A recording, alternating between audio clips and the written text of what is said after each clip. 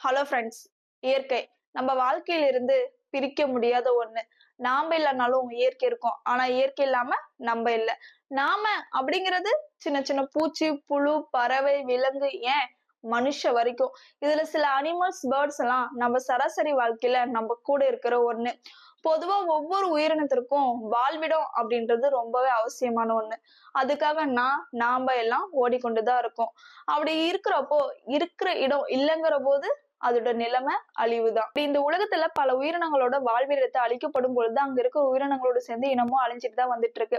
So அப்படி அங்க இருக்கிற பறவைகளோட கணக்கெடுப்பு தான் state and Indian birds 2023 report release ஆயிருக்கு.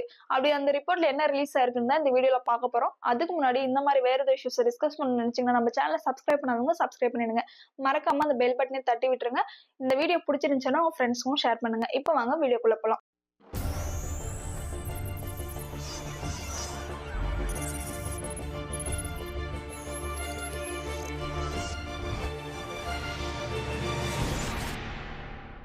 இந்திய பறவைகள் நிலை 2023 அறிக்கை சமீபத்துல ரிலீஸ் ஆயிருக்கு.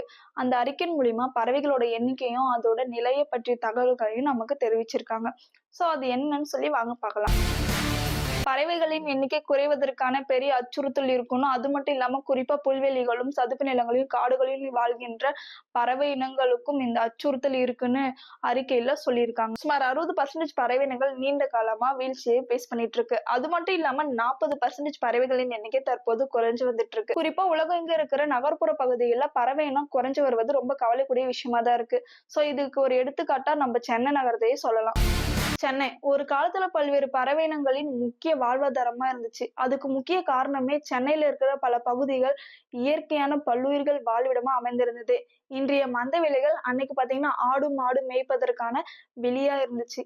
சோ பனந்தோப்பு, புளியந்தோப்பு, மாந்தோப்பு, திருமுல்லைவாயில், அல்லி, கேணி போன்ற பகுதிகளின் பெயர்கள் பல தாவரங்கள் மரங்களின் பெயர்களை உள்ளடக்கி உள்ளதே இதற்கான தெளிவான சான்று.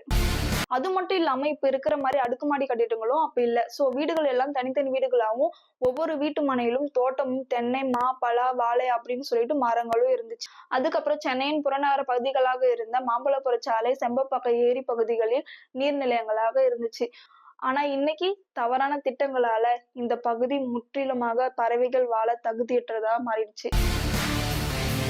அன்னைக்கு பசுமையா இருந்த பகுதிகள் எல்லாம் இன்னைக்கு அடுக்குமாடி கட்டிடங்கள்லாம் பறந்து விரிந்து மாறிடுச்சு.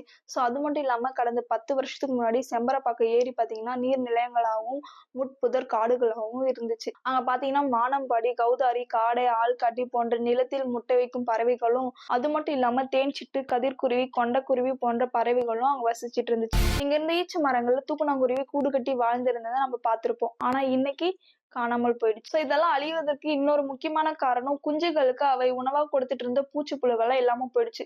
சோ அப்ப எல்லாம் பாத்தீங்கன்னா அரிசி தானியங்கள்லாம் மூட்டையில சேல் பண்ணிட்டு இருந்தாங்க. இப்ப அதெல்லாம் இல்லாதனால சிந்துறதுக்கு வாய்ப்பு இல்ல. சோ இந்த மாதிரி பல காரணங்கள்ல சிட்டுக்குருவிகள் சென்னையில இல்லாம போயிடுச்சு. அடுக்குமாடி கட்டிடங்கள்ல கீழே வாகனங்கள் நிறுத்த இடம் இருக்கோ தவிர செடிகள் மரங்கள் வளர்க்கறதுக்கான வாய்ப்பு இல்லாம போயிடுச்சு. சரி, ஓகே ஃப்ரெண்ட்ஸ், நம்ம வீடியோட எண்டுக்கு வந்துட்டோம். சென்னை போன்ற நகர்ப்புறங்கள்ல பறவை இனங்கள்ன்றது குறைஞ்சிட்டு தான் வருது. அதை கேட்கும்போது ரொம்ப கவலையா தான் இருக்கு. பட் இது எப்படி மாத்தணும் அப்படின்னு சொல்லி பாத்தீங்கன்னா, முடிஞ்ச அளவுக்கு நம்ம மரம், செடி, கொடின்றது நம்ம வீட்டு முன்னாடியோ இல்ல பின்னாடியோ நம்ம காடுகளையோ நட்டு வைக்கிறதுன்றது ரொம்ப ரொம்ப அவசியமான ஒரு விஷயம். இதனால நகர்ப்புறங்களிலும் இயற்கை அழகையும் நம்ம சேகரிக்க முடியும். சோ அடுத்த வீடியோல இந்த மாதிரி வேற இஷ்யூவோட சந்திக்கிறேன். அது வரைக்கும் பாய்.